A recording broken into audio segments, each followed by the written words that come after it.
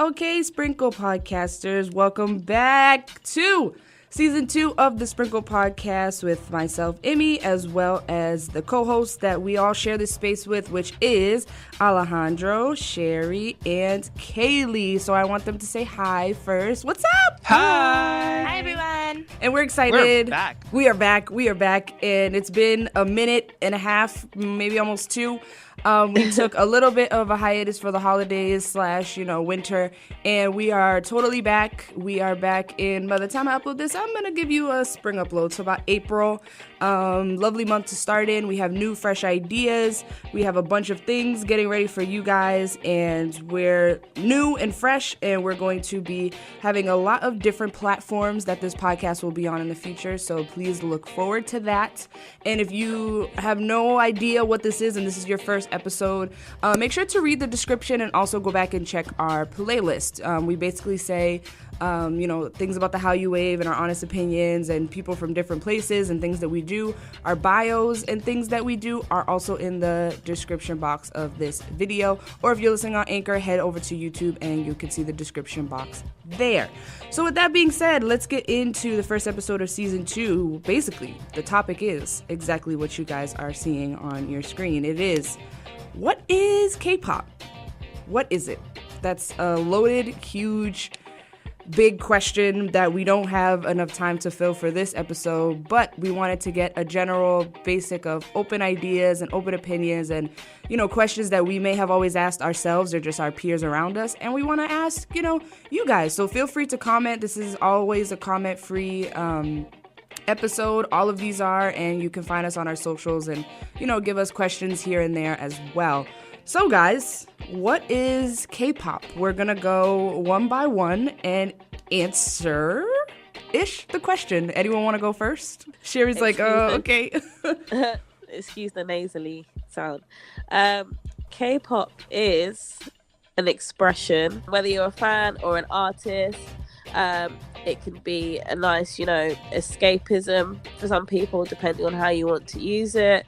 K-pop is a global business. It's just like global domination, like even in places you probably wouldn't even think.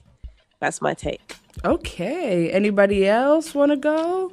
Woo! I'll go. For me, I see K-pop as an outlet, mostly a way of finding other people around you with similar interests and kind of bringing you guys together, whether it be through Facebook, whether it be through K-pop events hosted in your city or in your town.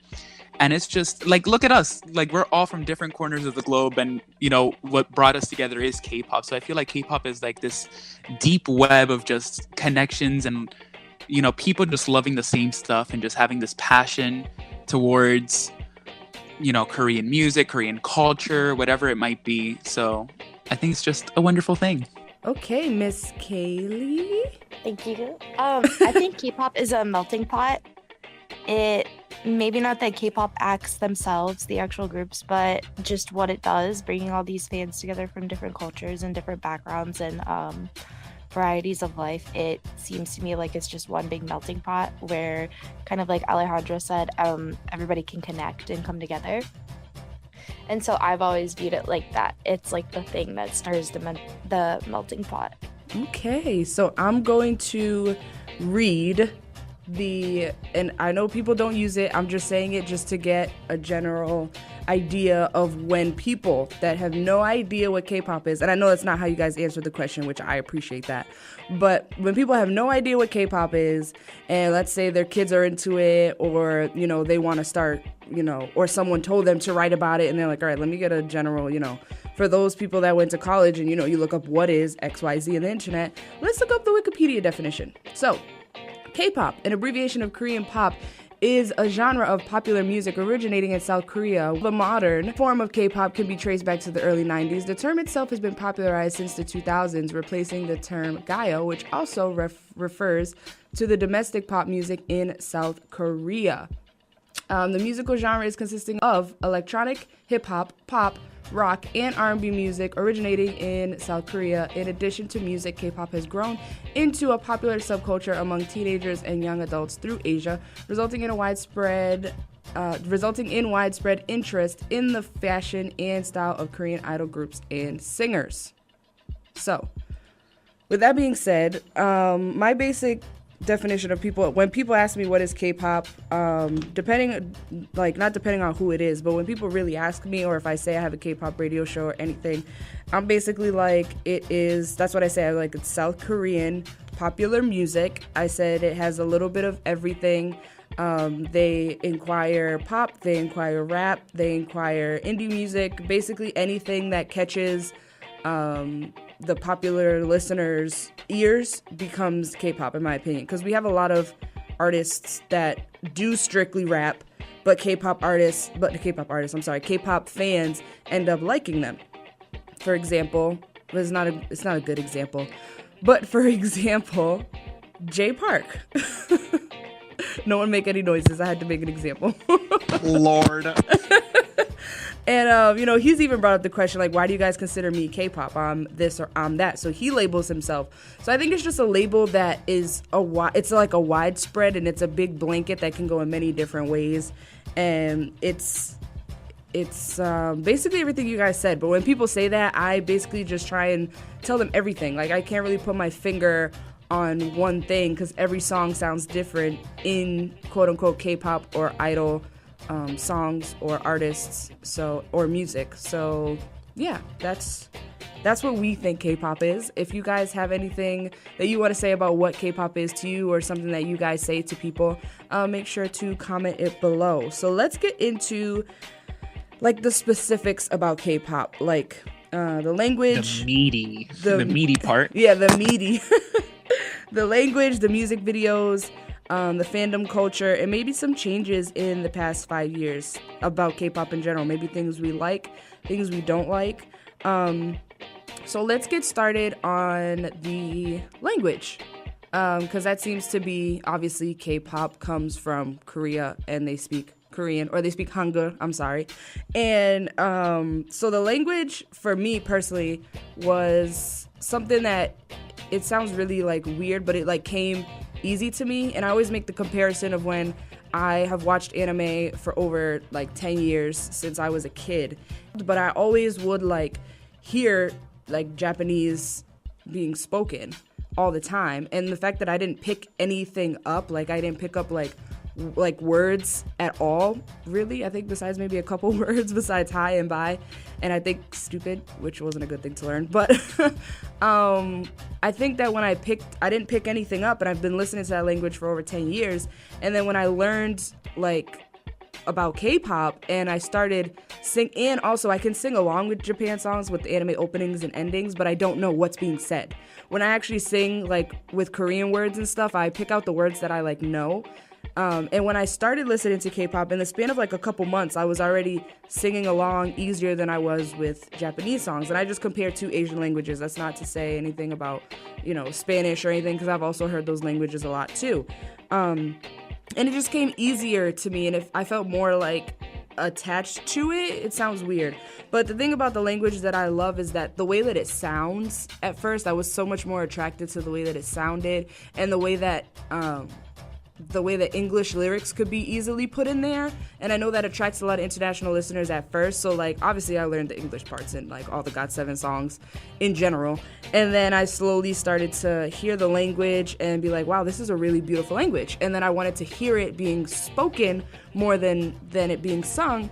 So I started looking up, K-dramas, and I watch a lot more reality TV than I do dramas, to be honest. And I just loved the way that it sounded. It just sounds so beautiful to me. It just sounds just very effortless and expressive, and I don't know, I just got really, really attached to the language first. So if the language to me didn't sound right in a genre of music, then I probably honestly wouldn't listen to it. And that's not to knock anybody that, listens to Bollywood songs or listens to Latin American songs or listens to polka songs. You just have that certain attraction to it.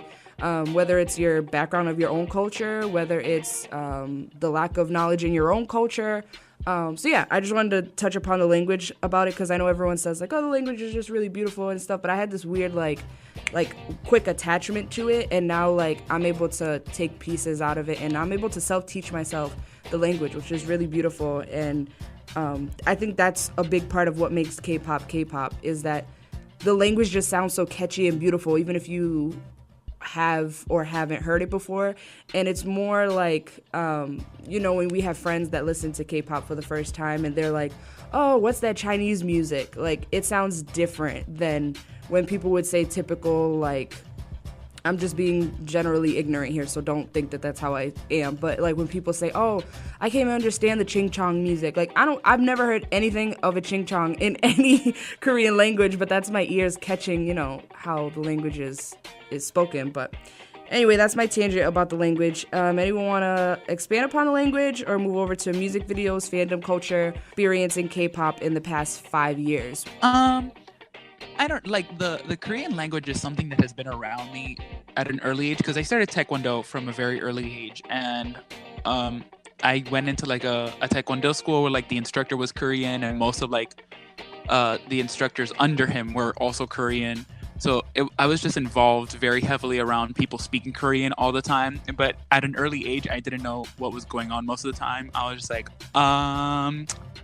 don't understand this language, but okay, pop off, sis. Obviously, I didn't say pop off, sis at that age, but I wish I could have.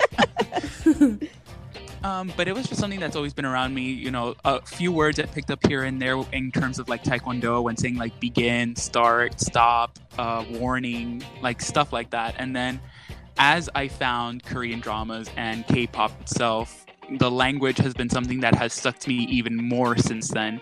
I say that I've tried studying Korean, but with my busy schedule, I don't have time to fully dedicate myself to learning the language at its full capacity.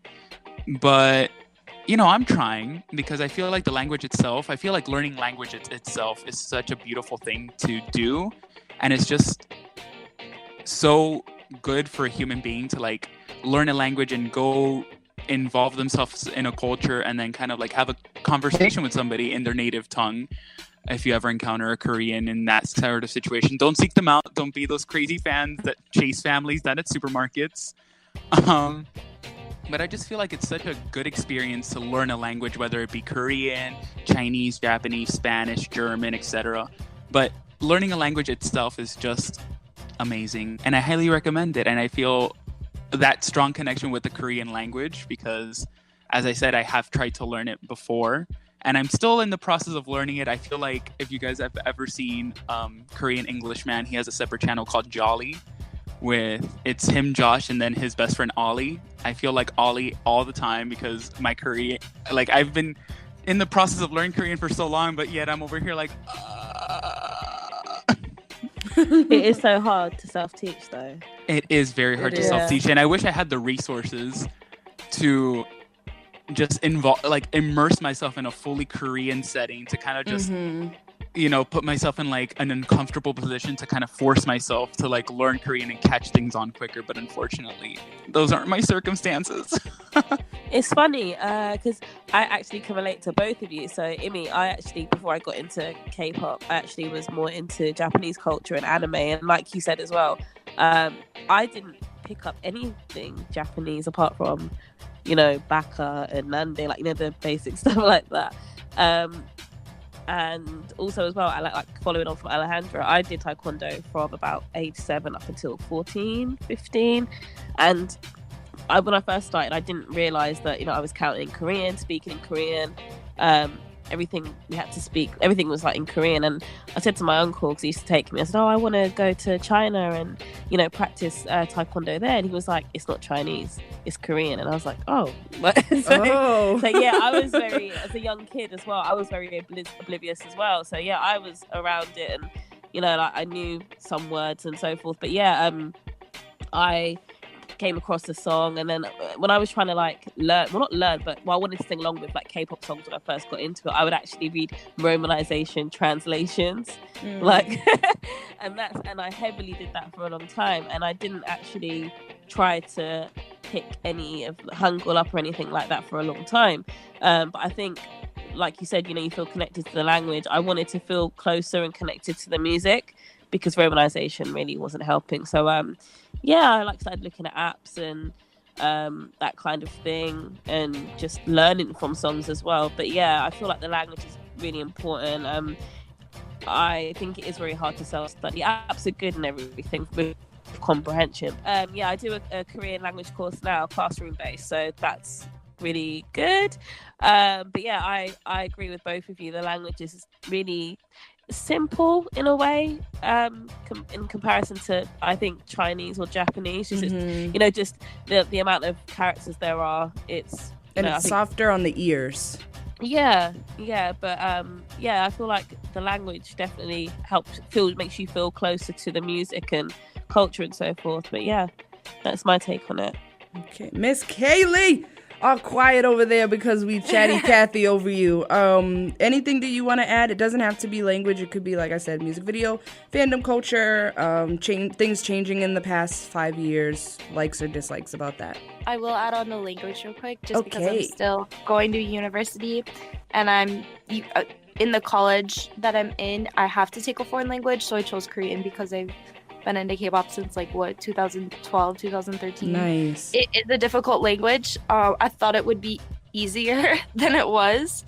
It is a difficult language, but also it's so neat, like being able to even remotely recognize some of the things that are being said in songs, and you pick it out and your jaw kind of drops open and you're like, oh, I'm fluent. But you're not though, but you feel more connected to the songs. But for me, if I may change the subject a little bit, go on videos, the beauty in K-pop has always lied in music videos for me. I think that I don't know how companies do it. I don't know how groups do it, but just the effort, the beauty, the pure talent they show through some of these music videos is so astounding to me.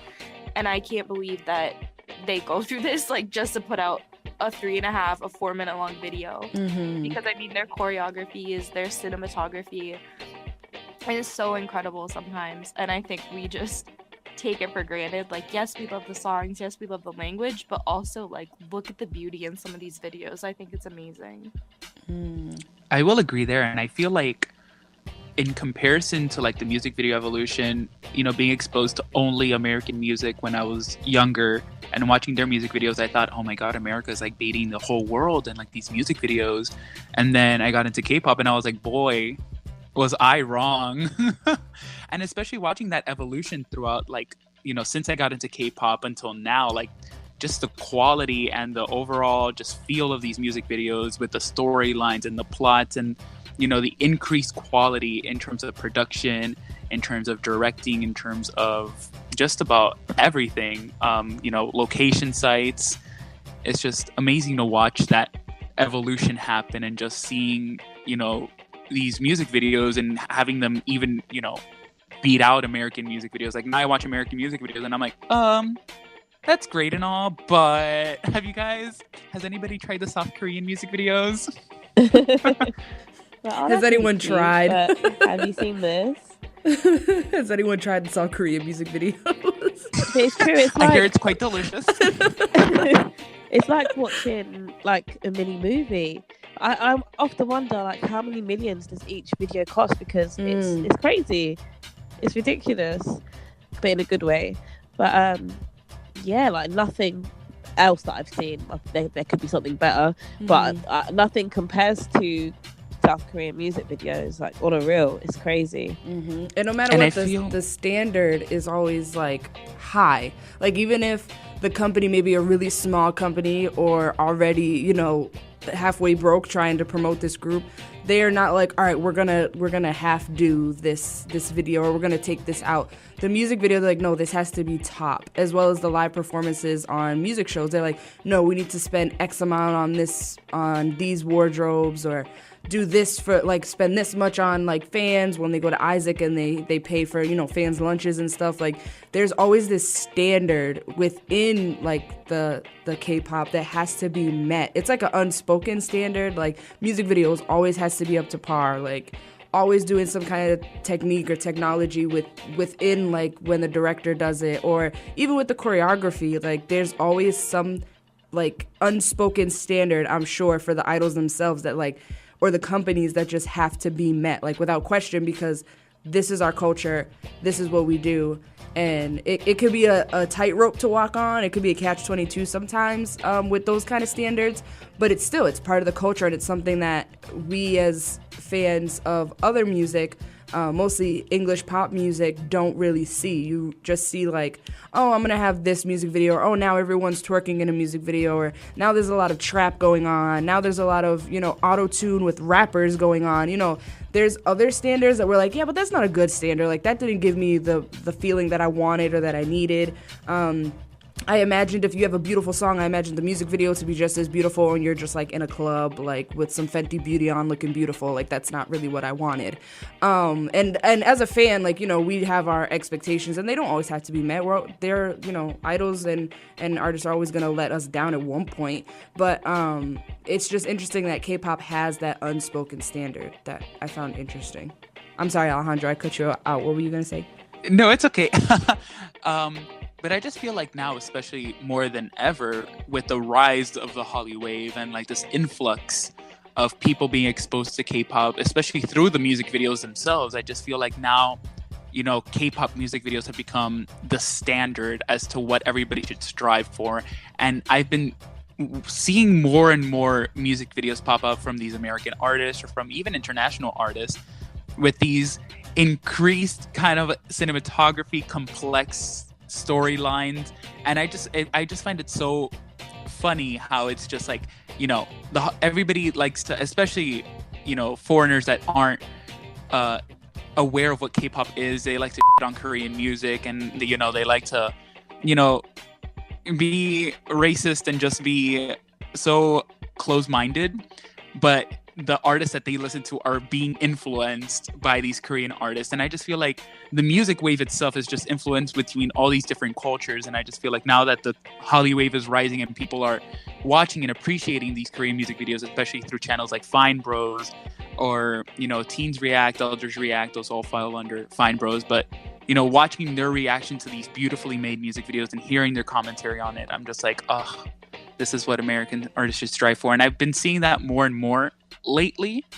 But as you also said, I just feel like the American standard for music videos is kind of getting very generic. You watch a music video, it's either a club scene or a house party, and it's very, oh, we're having a good time at the club, watch me lip sync this song for 3 minutes.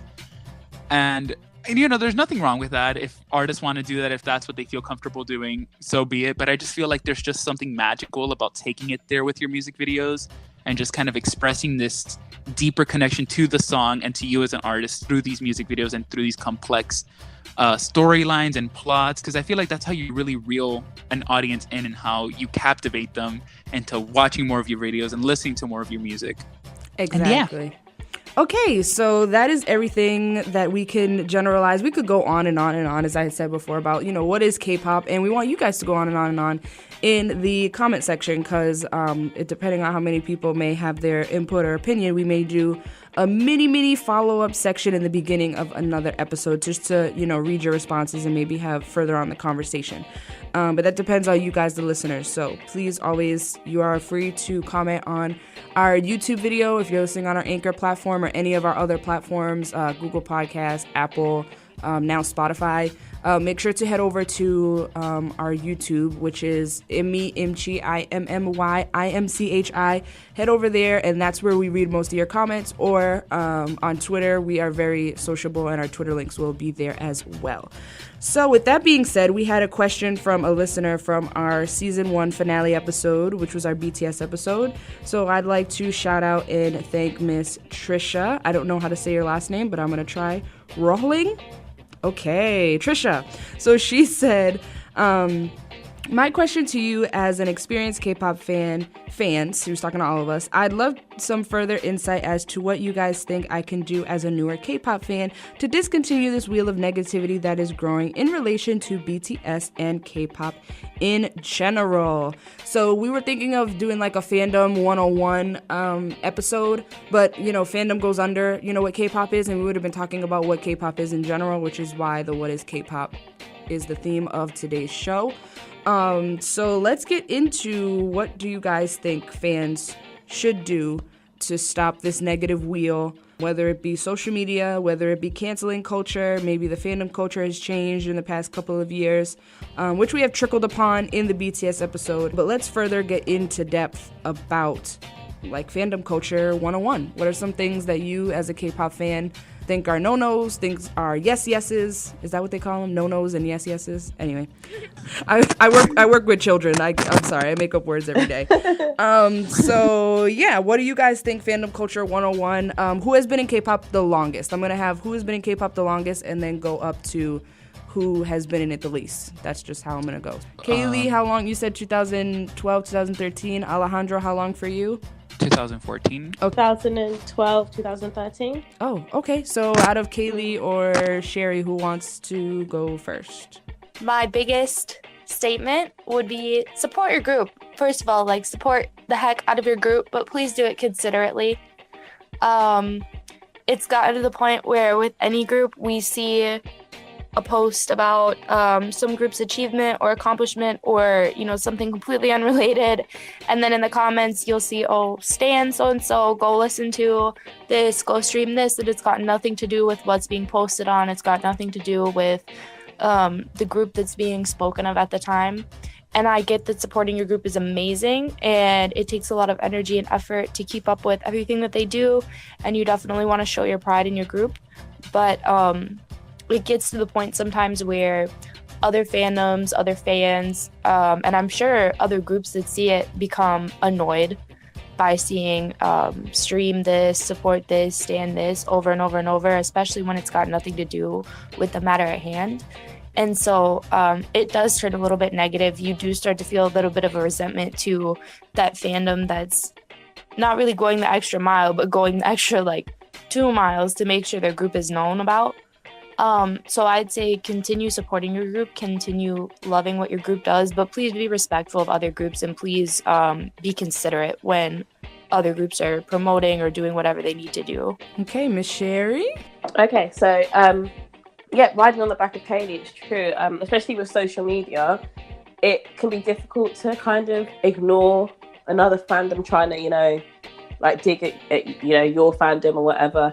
I think the best way is to kind of maybe personally limit yourself on how much, you know, social media you use, especially Twitter, because Twitter is a good place for K-pop, especially. But sometimes it's just like, oh, I don't really want to engage in this. Like, if I just say my opinion, someone will be like, you know, like argue with you, and it's not something I want to engage in. So I guess you can limit social media use and also like, yeah, concentrate on your group. And also moving off of social media, I think concert etiquette is very important. So I think it's wrong to go to someone's concert and have a light stick that belongs to another group, or a t-shirt or a hoodie, whatever you're wearing. I went to Banggook's concert the other day and I was just filming like the BAP light stick, I don't know the name of it, the light stick ocean, if you want to call it, and it was all green and I just saw this white light and I was just thinking, hold on a minute, like what's this? It was an army bomb, and I was just thinking, why? Wow. But that's what I'm saying. Like, you can easily avoid, obviously people are multi-fandom, but you can easily avoid confrontation in real life when you don't do things like, you know, just don't do things like that. I know it's K-pop and everyone wants to have a good time, but concert etiquette and online etiquette, it's the keyboard or over your mobile phone. It's just not. It's a waste of energy. It's not going to make your group any better or any worse. And I think also take that on the head of, like, if someone says to you, oh, well, your group hasn't done this and my group's done that, words aren't going to make your group any better or any worse, or vice versa. So I think it's just separating yourself from what's important and what is important. So yeah, don't take things personally. Ooh. Let's see. So my advice to you would be to just kind of, like Kaylee and Shari said, kind of just mind your own business. Kind of just go about it, support your group.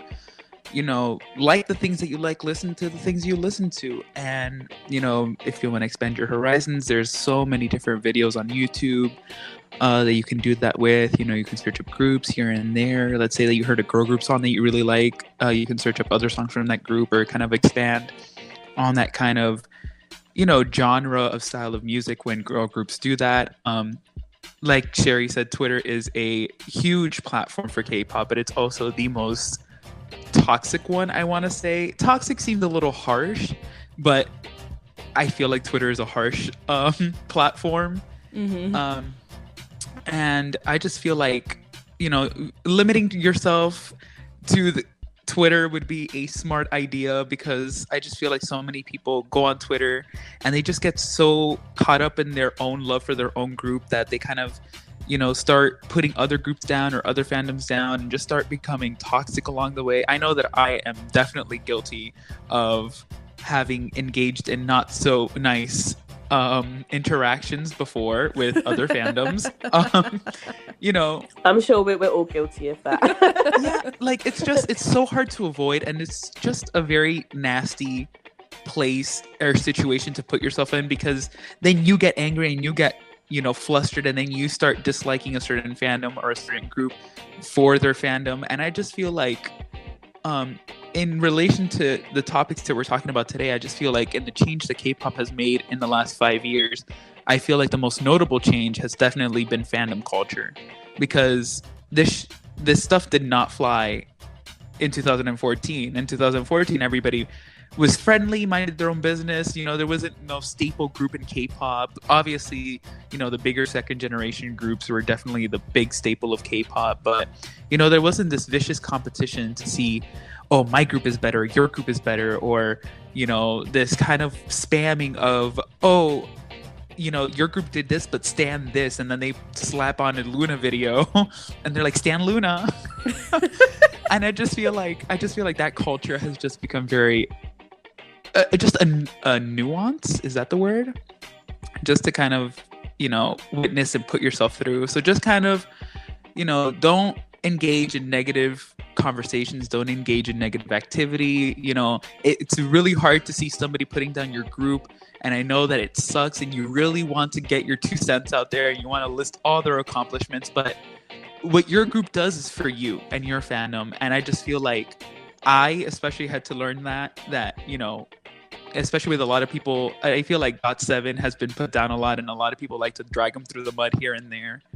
And I had to learn the hard way to just kind of like keep it to myself. Like, I know that these people are mocking GOT7 and making fun of them. And, it's hard to see, and it hurts because you love this group so much.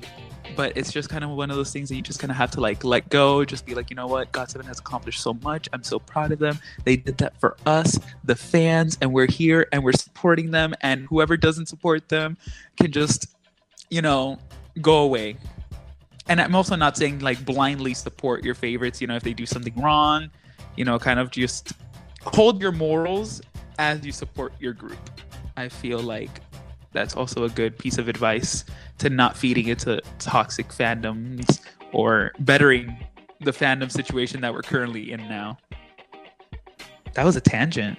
No, that was good. All these are good. It made good sense, and something that all fans should take into consideration. Especially, I feel like the newer fans of K-pop that are coming in now are not, well, they're fans of K-pop regardless of what artists they think are K-pop or so-and-so pop. But no tea, no shade. I think that regardless, you are in the K-pop fandom, no matter your affiliation. But I think when people come into K-pop, they're not coming into a community. They're coming into their own groups, like culture. And we see this now, this new thing on social media where it's like, oh, so-and-so culture is, let's say, orbit culture or army culture or mom baby culture or baby culture is listening to X, Y, and Z song for 8 hours and still feeling like it's not enough. Those little funny things that you see on Twitter that are funny but not funny. But if you're multi-fandom, they're funny to like a lot of things on Twitter are funny. If you're multi-fandom, you just see a lot of stuff on your feed that's very entertaining. You're like, oh, that's relatable. And then you go to another group, you're like, oh, that's relatable.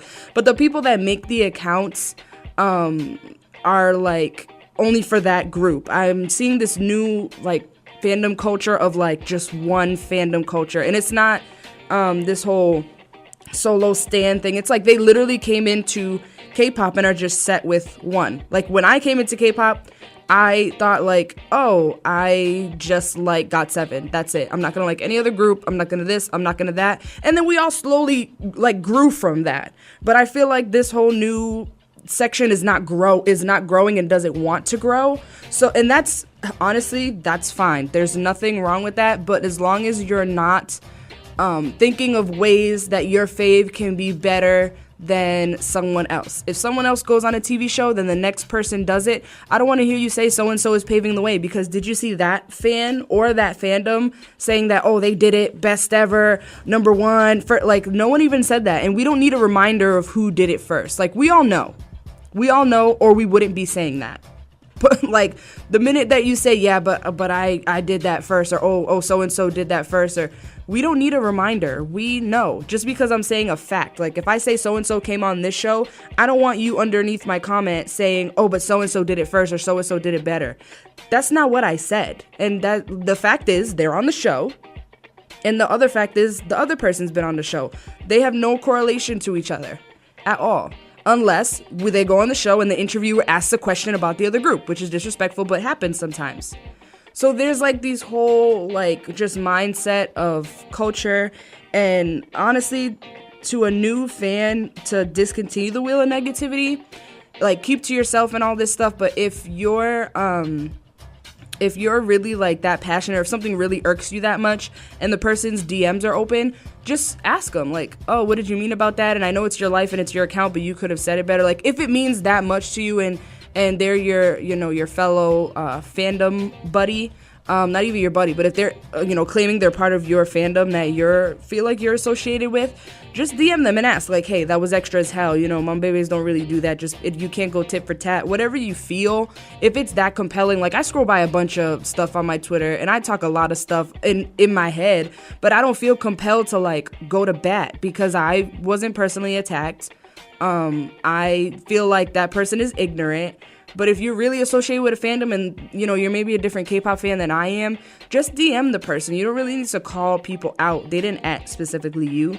Unless they're in someone else's mentions, like, who said, Alejandro said. Like, if they're in someone else's mentions about something that's unrelatable, like, that's really ignorant. Like, there was a post about a real life situation that is happening in Syria, and a specific fandom like went into the replies on Twitter and was like, oh, any blah blah blah here, and it's like that's where obviously that's flat out wrong. But if it stays in the realm of K-pop and talking about K-pop, then personally DM the person, or if you feel that compelled to. But if it's something out in the open and it's just straight up ignorant, like that just warrants you to get yourself told off on social media.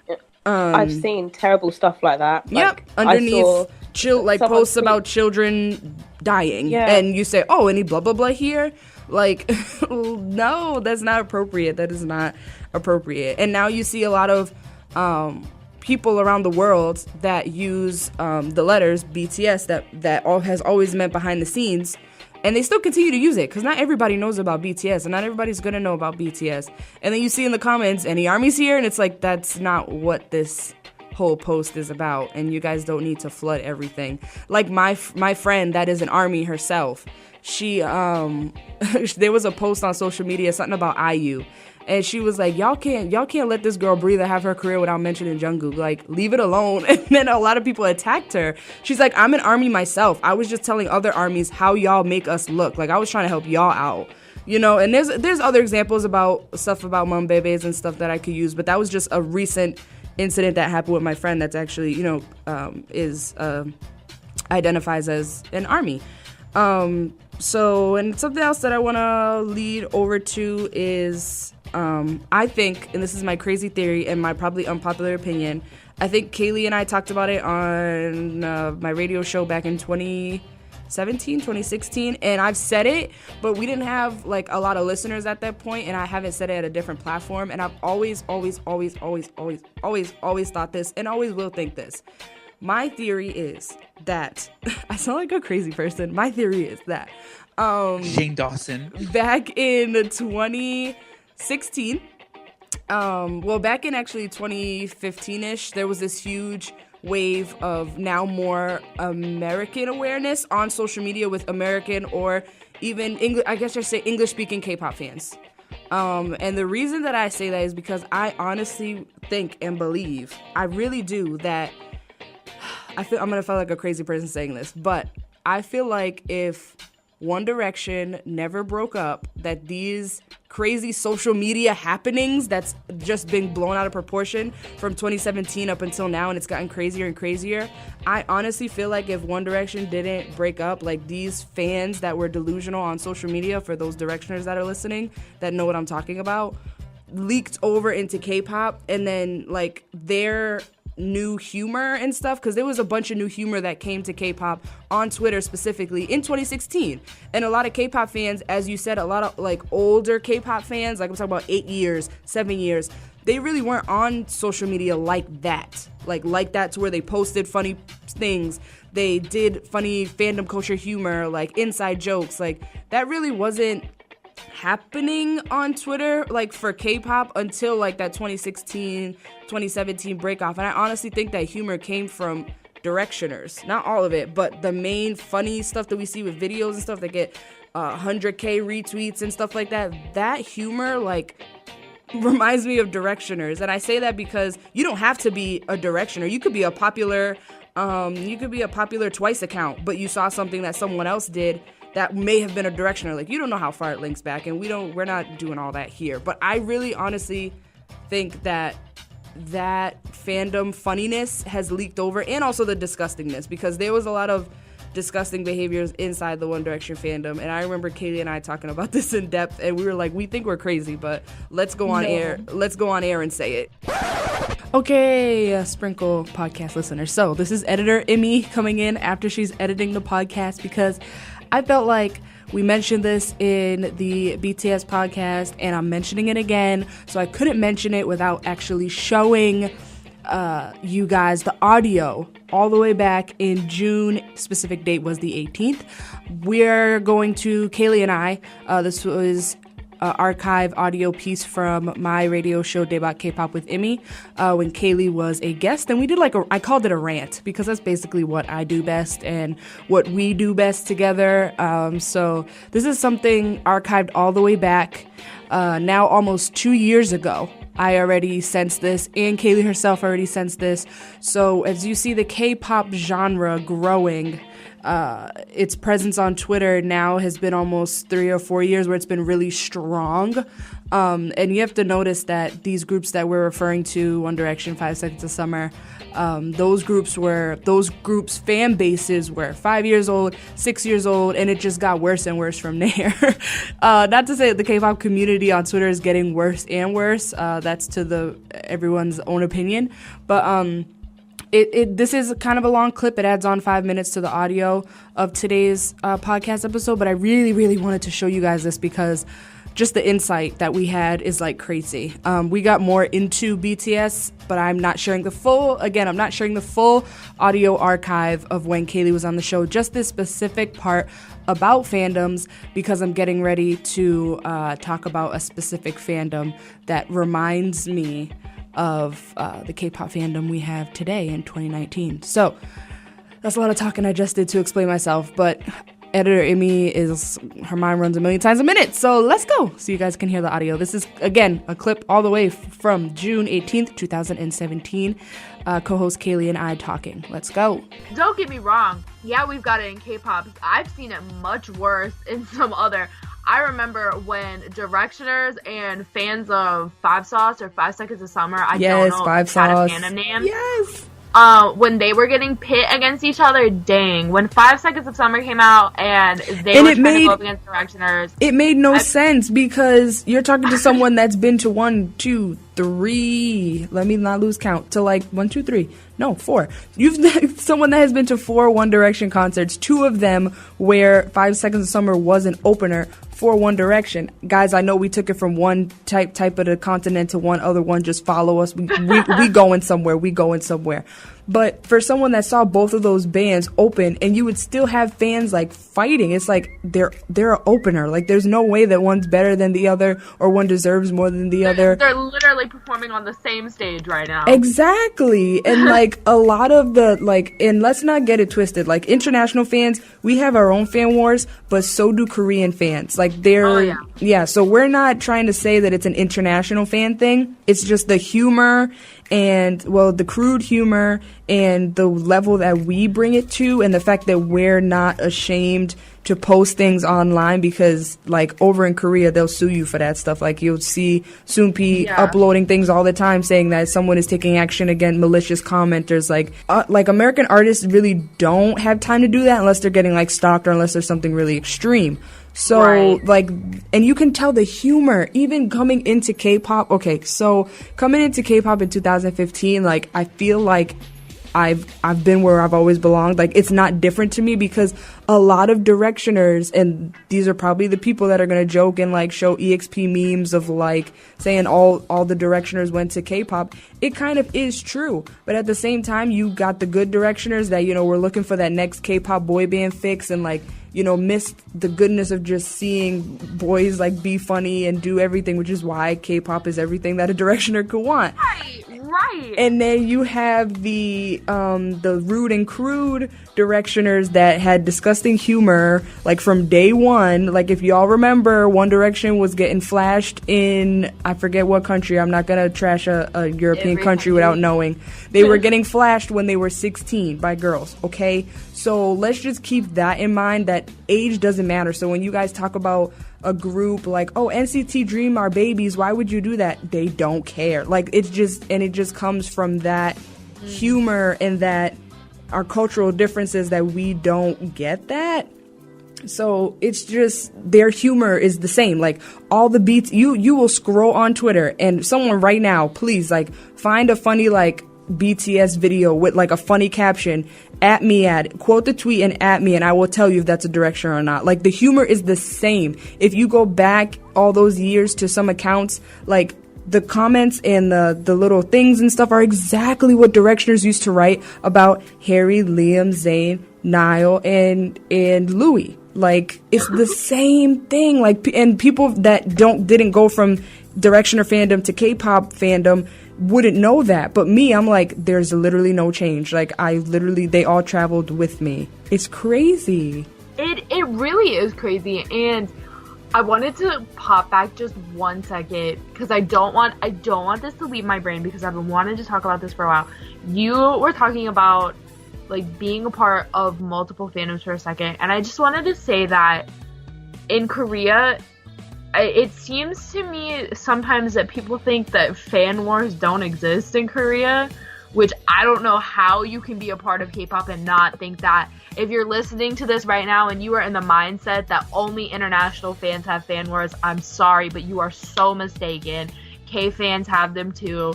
They are not exempt from them.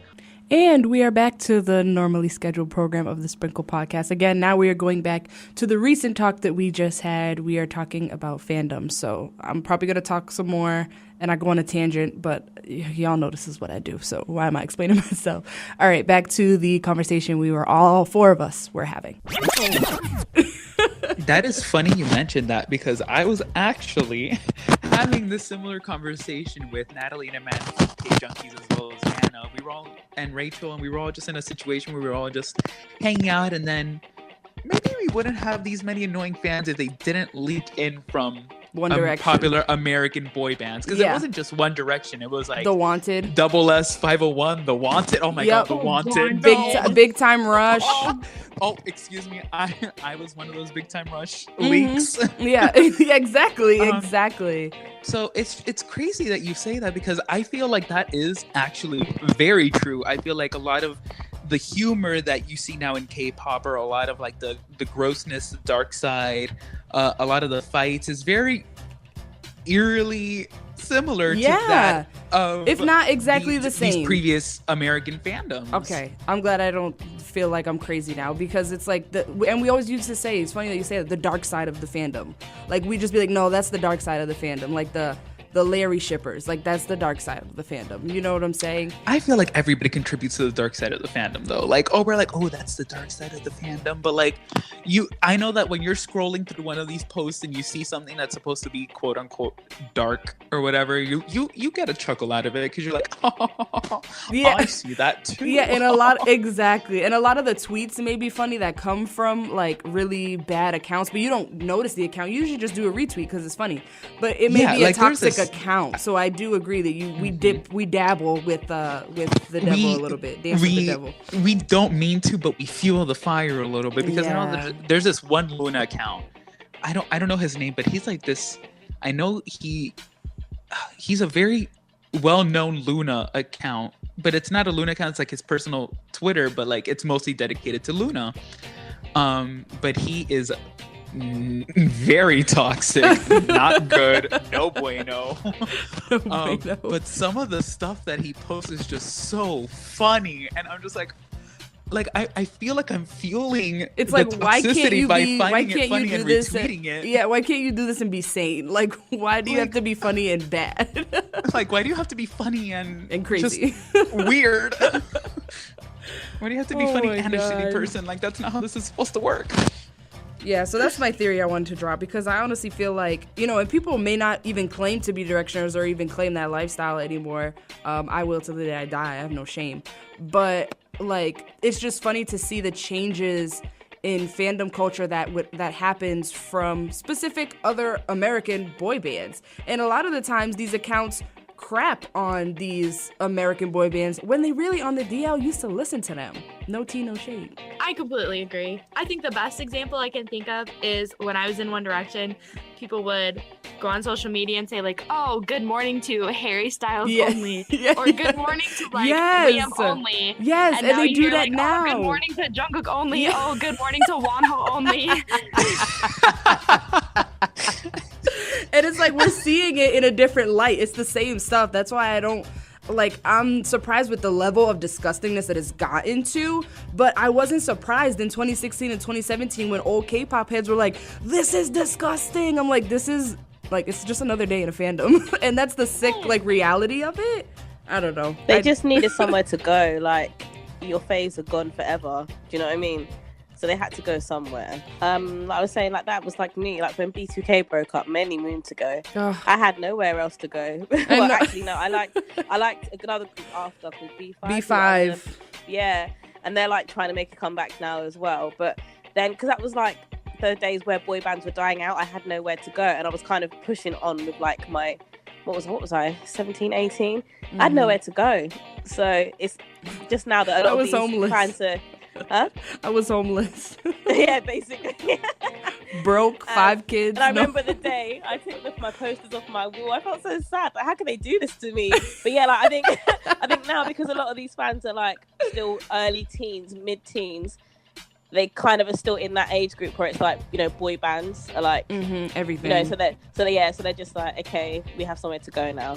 And also like, it was years and years ago that even now, it's getting older. Like, it's been years and years since these groups have been together. So the people that are doing it now thinking it's original stan K-pop Twitter, it's not. It's old boy band culture from when you guys were in elementary school and we were in middle school or high school, sometimes even college. So I just found it interesting. And if you're a new fan, that's something I wanted to bring to your attention, that it's not original content. Then again, nothing really is original content. It's just stuff that is molded and made into your own, like, it's made into your own humor, fits your mold. So that's something I wanted to tell a new fan. And that's something a crazy theory that I really wanted to stick with new fans, that it's just getting worse and worse, but it's not original. And no one's checking anybody. And it's different because with boy bands, worldwide boy bands that weren't Korean, you had that social media presence that was just there. And with K-pop, we have this K-fans and international fans disconnect because of the benefits that you get with being an actual person in an actual fandom, in an actual in an actual fan cafe. Like, there's different rules. So we're allowed to be on this side of the world and be trashy because we think they're never going to see it. And sometimes they never do. versus when you're actually in a fan cafe, half the stuff that these people would say, they would never dare to say it in a fan cafe. You'd be kicked out for it. So I guess the rule of thumb is like, don't do anything you wouldn't be allowed to do or say in a fan cafe. I think that's what I should have said in the beginning to cut off this weird tangent. Anyway, with that being said, we touched upon a lot of culture. But there's been a lot of things happening in the media with, certain K-pop artists or rappers or artists' hairstyles being worn, certain clothes being worn, certain things being said. When do we get to a point where something is canceled, or how do we gauge our canceling culture, and where did canceling culture really come from? Co-host Alejandro wanted to bring this up, so I'm gonna let him kick it off. And go ahead, tell us about why you wanted to talk about this on the podcast. Okay, because this is a topic that's very heavily prominent, especially when we're talking about K-pop, where a certain group does something or a certain member does a certain thing, and all of a sudden you just see an influx of people being like, so-and-so is canceled, so-and-so is canceled. And I'm like, now what do you mean by canceled exactly? Mm-hmm. And I've delved into this realm of whenever there's a scandal, I kind of like dig into like the mentions and the replies and just kind of try to find like a good source to say like, okay, is that what you mean by canceling? And like, it's crazy because there's, people cancel other idols for anything. Like, I know this is very recent, like it's literally happening as we speak on Twitter, that a lot of people are like, Sunmi is canceled. I can't believe that Sunmi said that BTS paved the way for K-pop when she herself was a member of Wonder Girls who literally paved the way for K-pop. And I feel like, sure, maybe she didn't understand the premise of the question, or I mean, Sunmi is not fluent in English, but she knows plenty of English. Maybe she wants to pay homage to BTS because BTS has, and it irks me to say this because I'm not an ARMY and I hate when ARMYs are like, BTS paved the way for K-pop, but BTS did at this stage in the K-pop industry have paved the way for K-pop as of now, but they haven't in the past. And it's not, maybe Sunmi didn't speak or didn't understand the question, maybe they didn't speak out of knowledge, but I just feel like there's no reason to cancel her for saying just that. Like, that's so dumb. Mm-hmm. Like, you're really gonna cancel an artist and all her musical accomplishments and all her amazing music and all that she stands for just because she said one little thing? Like, and it wasn't even that deep, it wasn't that serious. Like I understand it might have hurt you, and because I am a Girls' Generation fan and I'm offended by what she said because Girls' Generation paved the way for K-pop. Like, that's great and everything, but you don't have to cancel a whole somebody out of that. Now, I just feel like the canceling culture is very like a tightrope. Like, you're walking on a thin line. Like, if an artist does this thing, do I cancel them? Or if an artist does this thing, do I cancel them? And I just feel like, when, let's say, an idol does something namely racist, let's use J Park, for example, just because he's the one off the top of my head with the him wearing dreads and him, kind of...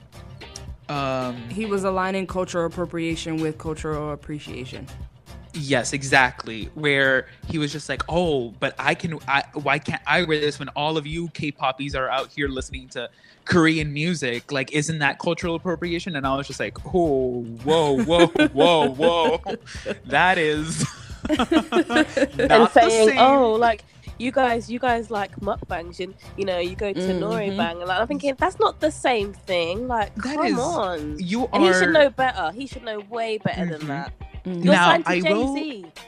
Yes, I will say that I have in the past have made some very unintellectual comments about specific hairstyles, more namely dreads, because I was just like, oh, but Native Americans, and I was part of that stupid culture that did not know anything and was just like, I don't see anything wrong with it. But yet again, I'm not, like, I would say these things and then I sit back on it and I was like, what was I thinking, talking out of my rear end like that? Like, why would I ever say something like that? First of all, because I am not associated with that culture. Second of all, because that has nothing to do with me or my, where I come from. Like, that is that is not something of significant value towards me, but it is something of significant value to the African American culture, which I am not a part of, so I have no say in this whatsoever. So to see this grown man say these things about something that has a very hefty, significant cultural value to a whole race of people is just so incredulous. Like what do you mean? Like, oh, like comparing that to people who do mukbangs or listen to K-pop, like that is not the same thing. And it's just, I feel like in that instance, do I cancel Jay Park? Is it right of me to say I'm canceling Jay Park because of this, because I do not support his viewpoints? Like, I feel like when it comes to an idol and they do something that kind of infringes upon your viewpoints and kind of like makes you think, but I don't stand for that, and if I support them, does that mean I'm kind of facilitating his ignorance, or kind of just saying, oh, your ignorance is all right? And I feel like that's when canceling culture gets kind of like in a gray area. Like, when is it okay to cancel somebody? Is it ever okay to cancel somebody? Or is it kind of okay to just be like, you know what, I don't support you, I'll listen to your music, but you're not like that level of canceling, like no longer supporting somebody, but still kind of like enjoying their music. And also, how long does the canceling last? And also, like, does it mean are we you're canceling forever? Exactly. Are we canceling for 2 days, 3 weeks? Yeah. And are you going to unfollow accounts? Are you still retweeting? Are you still listening to the music but not liking the person? I just think that canceling culture it's just another word for preference. Like, if that, so for me, I will play Jay Park's music if it is requested by a listener. I won't, from now on, I won't find it myself, because that's that listener's preference. And I am a listener requested radio on certain days, and I'm not going to, take away someone's experience to have their song played on radio for my own preference. However, I feel like there's just a bunch of loopholes that it's just our preference, because however, if someone requests a Seungri song or a Jung Young song or a San-E song, I will not play it. I don't play them on my radio. Oh, well, a Seungri solo song, a Jung Young solo song, I should specify, and also a Sani song. Even if he's featured, I'm not going to play it. That's my canceling culture, but that's also something that the radio is a piece of me and something that I put work into, and I'm not going to let people that think these certain things about my gender be compromised on what I work hard for. So those kind of canceling culture are just certain things and boundaries that have to do with your personal life. There are certain people that have gone through certain mental abuse, physical abuse, sexual abuse, that don't want to associate themselves with these specific artists, even if they've just been accused, haven't even been trialed and sentenced, But that's your personal preference. I feel like canceling culture, we do it with YouTubers. YouTubers have lost interview opportunities because they've been canceled for saying something about female idols or about certain standards of K-beauty, and are in some retrospect still being called racist. Even years after the incident has happened, videos are still up, comments are still there, and moves have been made. Certain YouTubers have made statements, like I just said about race, and then they go and want to interview someone, and people are but they've been canceled for something that they have done, and they stay canceled. Or some people have been forgiven based off of reaction videos that they do. So I feel like canceling culture is ridiculous, and it's weird because we partake in it to some point. And like you said, things can change. I've been in saying things on certain videos that I don't agree with anymore. There's certain comments that I've made where I'm like, I don't feel like that anymore. But being on these specific platforms, you owe it to your audience to constantly, people say, they don't owe you nothing, you don't owe them nothing, blah, blah, blah. But I feel like if I'm putting my opinions on social media or out in the internet stratosphere, that if something changes with me, I owe it to my listeners to update them on how I'm feeling about a certain situation, which I try to do via Twitter. I'm trying to do it in other ways. But I feel like if we change how we have an outlook, we need to update people. And, you could cancel someone and then have your outlook change. So if you're going to cancel someone and really cancel them and make a statement about canceling them, if you have a certain thought in your head and that's how you're going to go about it. And again, if you feel that passionate, it turns into this whole thing like we said on Stan Twitter. If you're that passionate and you want to make a statement, like, put it out publicly. And if that's how you feel, that's how you feel. If you're kind of tangled in with how you feel about it, don't speak on it. Unless it's, private conversations with your friends or certain things like that, or people you confide in. But I don't know, canceling culture is very funny, and some things are a no-go. Like racial things are just really not a no-go. But like Alejandro said, that's preference to your culture. You may not be able to see it. You may have privilege and not be able to see it.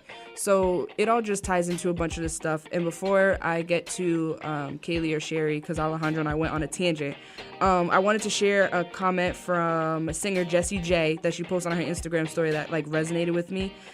She said, beware that your truth can change. One day your truth can be one thing for you. To experience it and realize it is leading you to another truth. It's constantly evolving. Act on your instincts. Don't be afraid to change. So I always call myself a chameleon, and I constantly change. And I think that's where the line of change and fake comes along. So when you publicly do say something, like I said, update your listeners or back them up so they don't think that you're fake because you're quote unquote changing.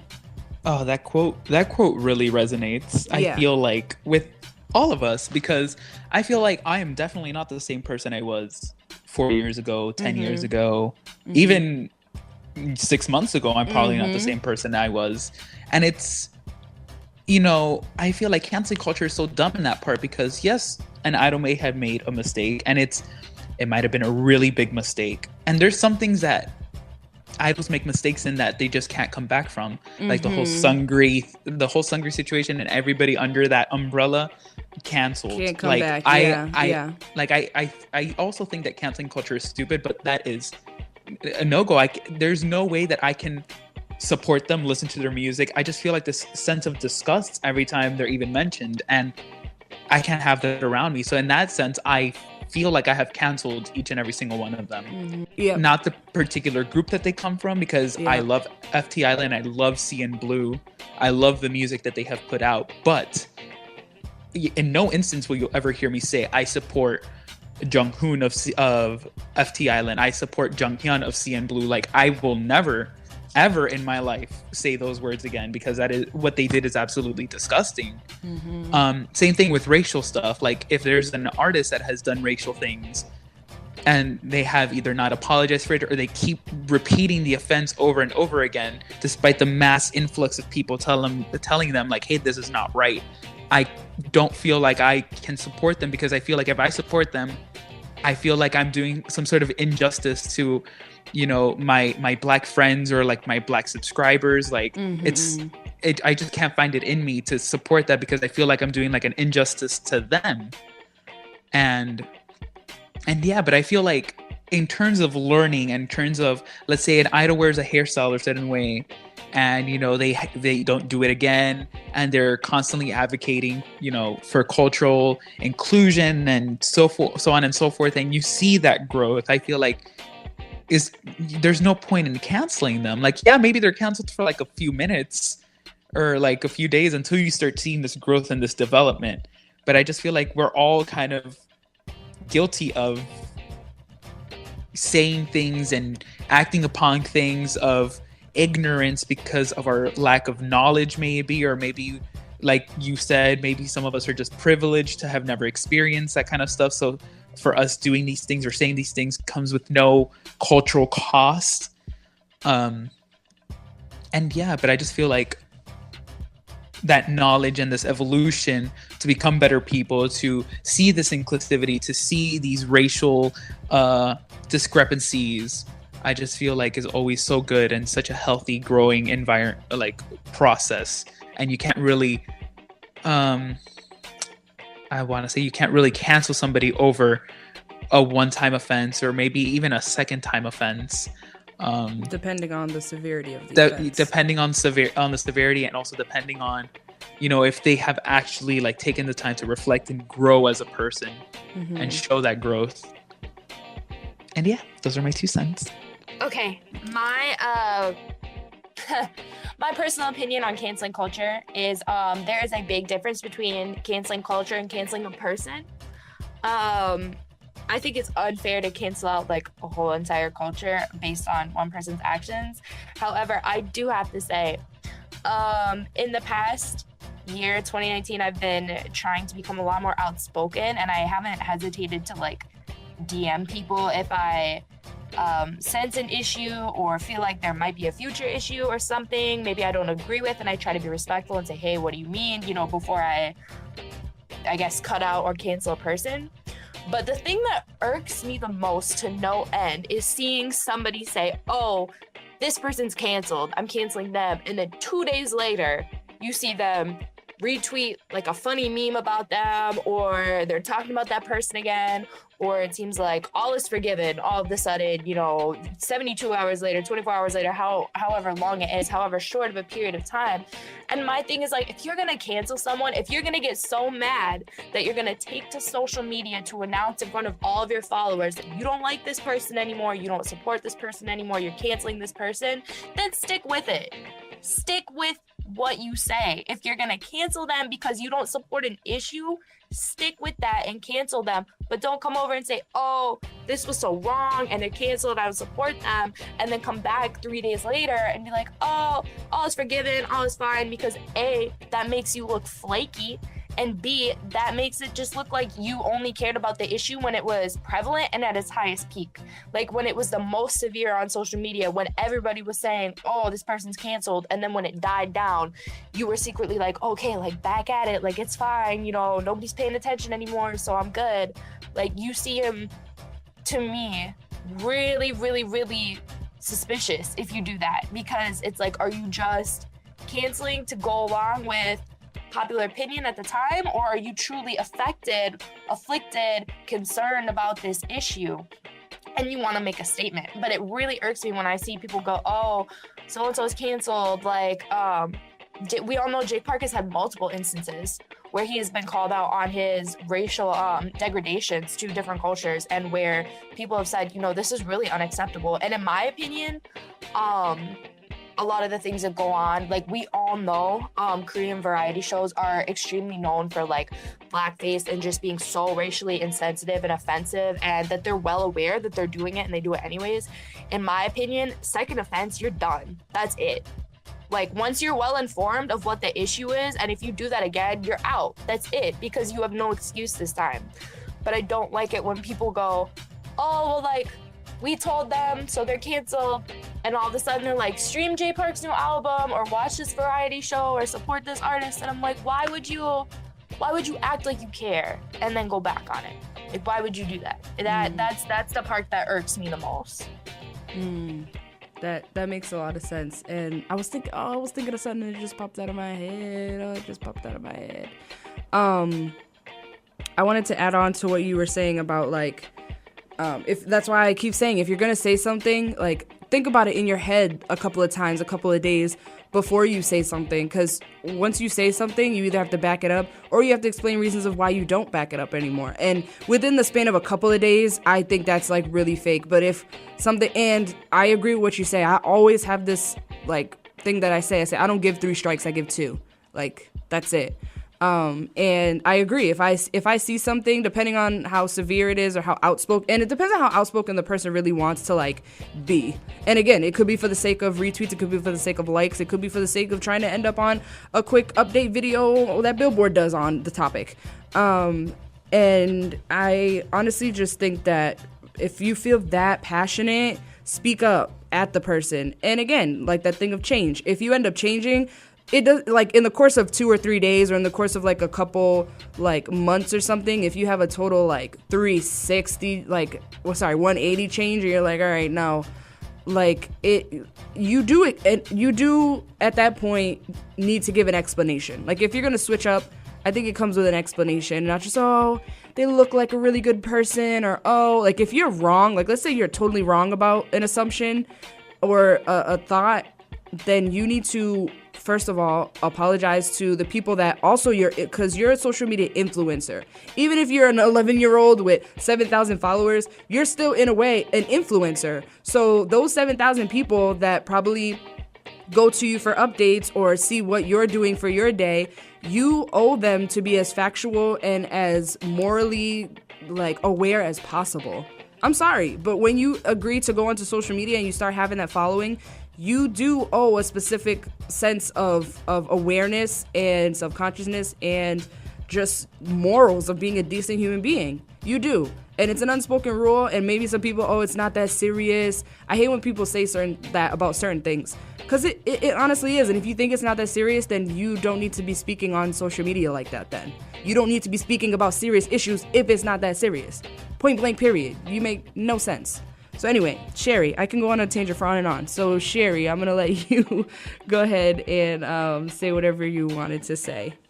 I can't really remember much. I know. I was going to say, yeah, I agree with Kaylee, and I think that a lot of the time as well, people are just, like you said, for tweets and retweets, it's the whole, oh, cancelled. I think people do it just to join in, to be part of the social media, or to be part of the Twitter, K-pop Twitter, or whatever platform you're using. It's just to be involved and to be part of the community, because you may not even have fully looked into something and, you know, actually thought about, does it affect me or does it actually bother or offend me? Let me just, you know, join in and, you know, start making threads about stuff just for likes and retweets. So yeah, I think it's to do with that as well, mostly.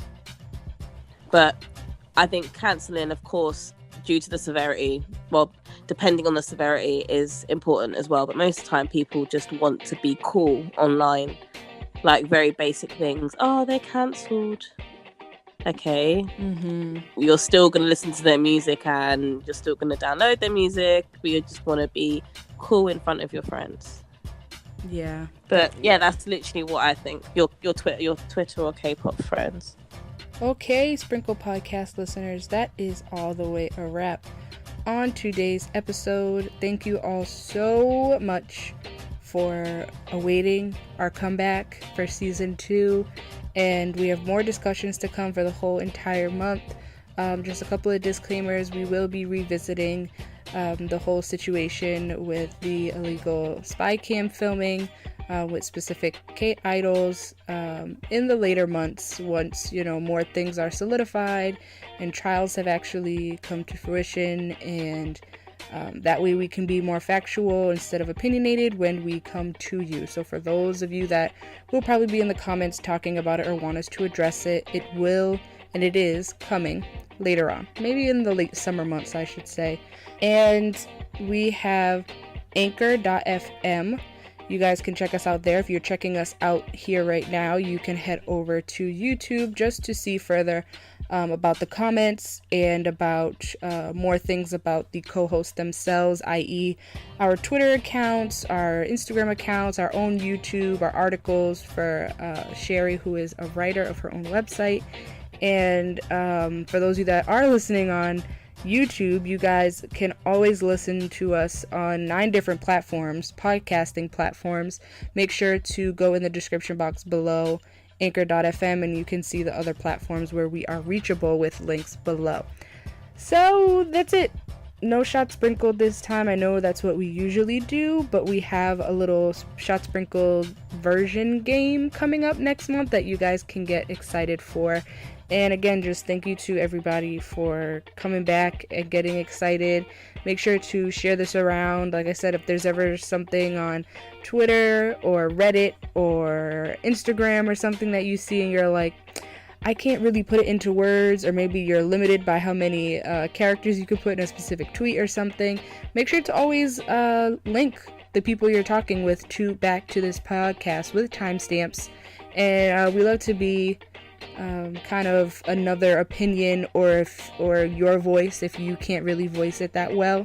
So thank you guys so much again for everything and the appreciation. We will be back. I know you guys have been waiting. We will be back. We are back. We're here. I thank my other 3 co-hosts, Shari, Kaylee, and Alejandro. It's just a really great time on here, and I'm glad you guys are having a great time just as much as the hosts. So we will see you next month. Bye!